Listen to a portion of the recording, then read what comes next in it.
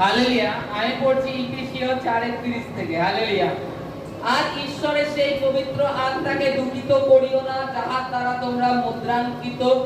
তোমরা মুক্তির দিনের অপেক্ষা মুদ্রাঙ্কিত হইয়াছ। সর্বপ্রকার কুতবাক্য, রোষ, ক্রোধ, কলহ, নিন্দা এবং সর্বপ্রকার হিংসেচ্ছা তোমাদের হইতে দূরীকৃত হোক। তোমরা পরস্পরে মধুর ভাব, করুণাচিত্ত হও, পরস্পর ক্ষমা করো, যেমন ঈশ্বর খ্রিস্টে তোমাদিগকে ক্ষমা করিয়াছেন। হালেলুয়া।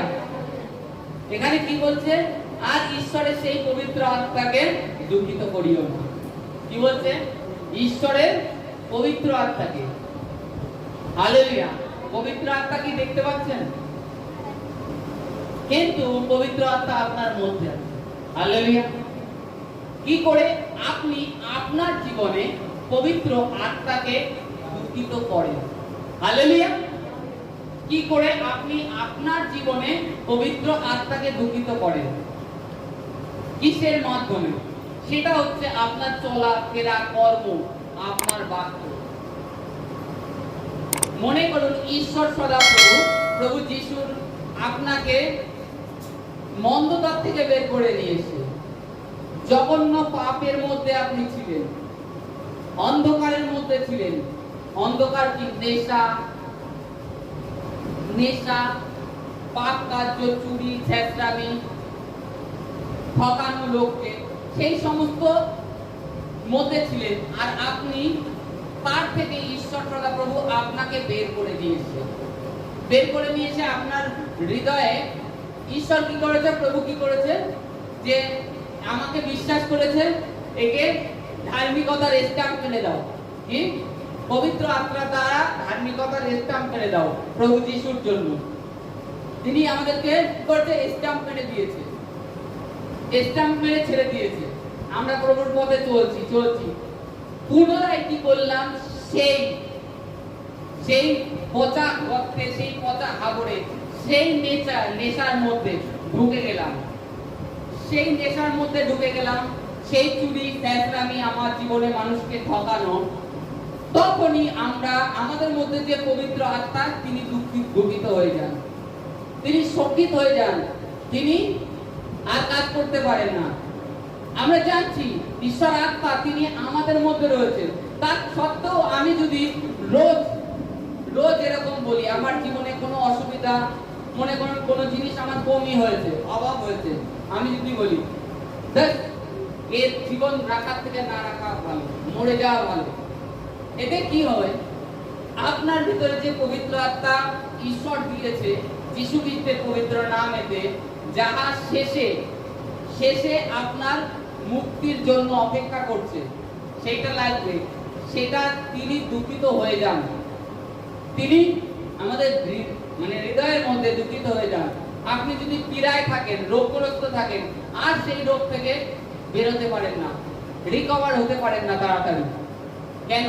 আপনার ভিতরে যে পবিত্র আত্মা, তিনি শোকিত হয়ে গেছে, দুঃখপ্রাপ্ত হয়ে গেছে আপনার এই কর্ম সকলের জন্য, আপনার বাক্যের জন্য। আপনি পাপের পর পাপ করেই যাচ্ছেন, আপনি নিজের কোনো কিছুই মনে করছেন না। এরকম ভাবছেন খ্রিস্ট তো আমার জন্য মূল্য চুকিয়ে দিয়েছে, তবে কি আছে, করলেও দোষ নেই। হে প্রভু ক্ষমা করে দিও। হালেলুয়া। চোখ বন্ধ করে বললাম, অন্যায় কাজ করছো, চোখ বন্ধ করে প্রভু ক্ষমা করে দিও, আমি আমার পরিবারের জন্য করছি, এই বলে ছেড়ে দিচ্ছ। ঈশ্বর সেটা দেখবেন। ঈশ্বর বলছে, আমাকে চুরি করার সময় বলছো প্রভু তুমি ক্ষমা করে দিও, কিন্তু একবারও বলছো না প্রভু আমার এই অর্থের প্রয়োজন আছে, তুমি আমার পালক, আমার অভাব আমার জুগিয়ে দাও। সেটা বলছো না, চুরি করার সময় বলছো প্রভু ক্ষমা করো। তাহলে ঈশ্বর কি শুনবে? সেই পবিত্র আত্মা তোমার মধ্যে শোকিত হয়ে যান, তোমার জীবনে আর কোনো কাজ করতে পারে না। কেমন? তুমি চুরি করছো, তোমার জন্য হয়তো ঈশ্বর একটা বড় আশীষ রেখে দিয়েছে, কারণ না কারণ মাধ্যমে একটা বড় একটা কাজ রেখে দিয়েছে, সেই কাজটা তোমাকে দেবে। কিন্তু তোমার এই ছোট ছোট চুরি, ছোট ছোট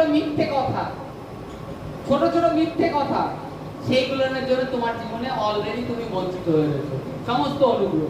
আর তোমার জীবনটা লাস্টে ওই ঘষতে যাচ্ছে, চুরি, ছেঁচড়ামি, মিথ্যে কথা, ঠকানো, এতেই চলে যাচ্ছে। তো এখানে বলছে তোমার ভিতরে যে পবিত্র আত্মা আছে তাকে দুঃখিত করো না, দুঃখিত করো না।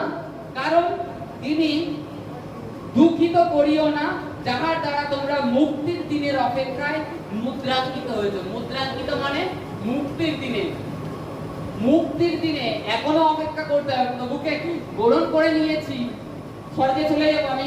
আমার এখানে শরীর থেকে, শরীরটা পৃথিবীতে আমি যখন পরিত্যাগ করব, নিদ্রাগত হয়ে যাব, আমি স্বর্গে চলে যাব। অপেক্ষা করতে হবে তোমাকে। মুক্তির দিনের মুদ্রাঙ্কিত করা হয়েছে, কি স্ট্যাম্প, তোমার পিঠে একটা স্ট্যাম্প মেরে দেওয়া হয়েছে, সেটা হচ্ছে পবিত্র আত্মার ছাপ।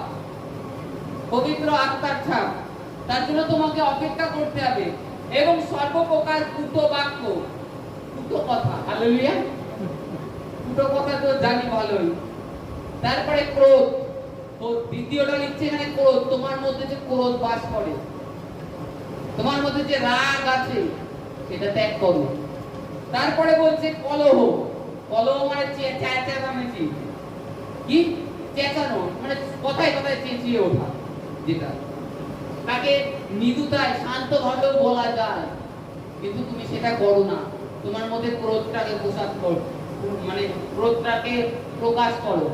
তোমার ক্রোধকে তুমি এখনো নিয়ন্ত্রণ করতে পারছো না, তার মানে তুমি আত্মার মতো জীবন যাপন করছো না।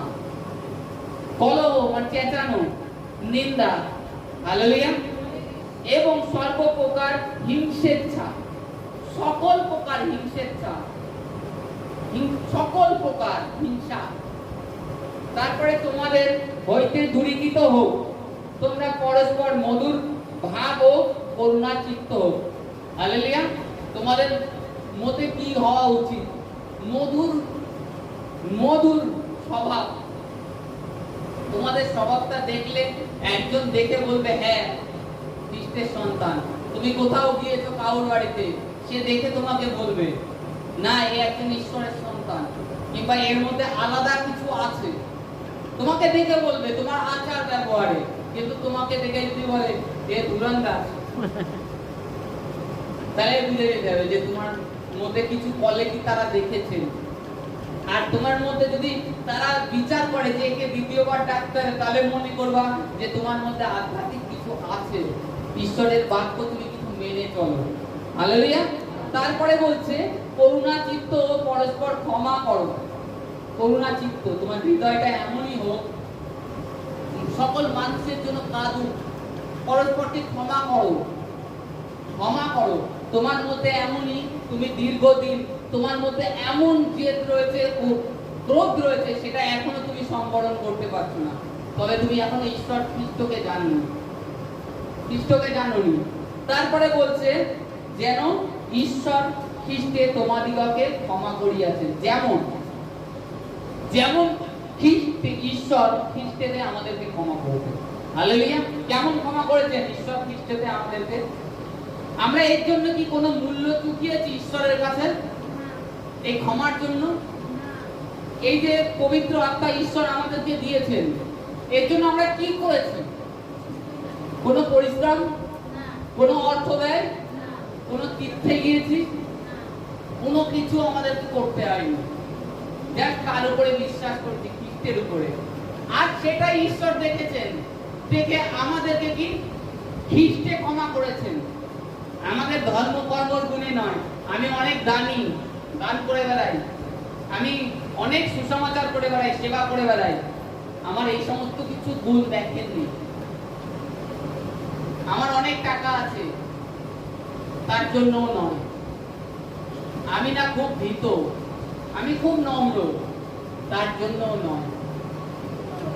তিনি খ্রিস্টের দিকে তাকিয়েছে, তাকিয়ে আমার মুখের দিকে তাকিয়ে বলছে যা তোর পাপ ক্ষমা করে দিলাম আমার পুত্র যিশুর জন্য। খ্রিস্টের দিকে তাকিয়ে ক্ষমা করে দিয়েছে, কারণ তিনি তাকিয়ে দেখছে আমার পুত্র এই জগৎ সংসারের পাপটাকে তিনি তুলে নিয়ে গেছে, সেটা তাকিয়ে তিনি মাফ করেছে। আমার কর্মগুণে নয়, আমার ধর্মক্রিয়া দ্বারা নয়, আমার কোনো জাগতিক কোনো কার্যের দ্বারা তিনি করেননি মাফ, যাক তার পুত্রের বিশ্বাস দ্বারা। তার পুত্রের দিকে তাকিয়ে আমার দিকে তাকিয়েছে, যা তুই মাফ, তোর কোনো শাস্তি হবে না, তুই যা। অতএব সেই পবিত্র আত্মাকে তোমরা শোকিত করো না, দুঃখ দিও না। তোমাদের কার্যটা দ্বারা যা মুক্তির দিনের জন্য মুদ্রাঙ্কিত হয়ে আছে তাকে দুঃখাক্ত করো না। তুমি হয়তো ভাবছো যখন রোগ হয়েছে তোমার মধ্যে যে পবিত্র আত্মার স্পর্শ পাচ্ছি না, পবিত্র আত্মার অনুভব পাচ্ছি না, অন্য সময় প্রার্থনায় বসলে কত সুন্দর অনুভব পাই, এখন পাচ্ছি না, এটা মনে করো না। পবিত্র আত্মা তোমাকে ছেড়ে যান না, তোমার মধ্যেই আছেন। তিনি তোমার মধ্যে থেকে তোমাকে শক্ত মজবুত ভিত হিসাবে গড়ে তোলেন, যাতে তোমাকে আরো একটা উঁচু স্থানে নিতে পারেন। তোমার ভিতটা মজবুত করে তোমাকে একটা বড় বিল্ডিং এ পরিণত করতে পারেন। কিন্তু তোমরা যখনই না পাও, শ্রমিক হয়ে যাও, দুঃখাত্মক হয়ে যাও। তোমরা ভাবো কোথায় কোথায়, আশপাশ করতে থাকো, পাপ করে ফেলো, করতেও থাকো ঈশ্বরকে জানার পরে। তখন ঈশ্বর তোমাদের জীবনে আর আশিসকে দিতে পারেন না। তখন যা করো তোমার মানসিক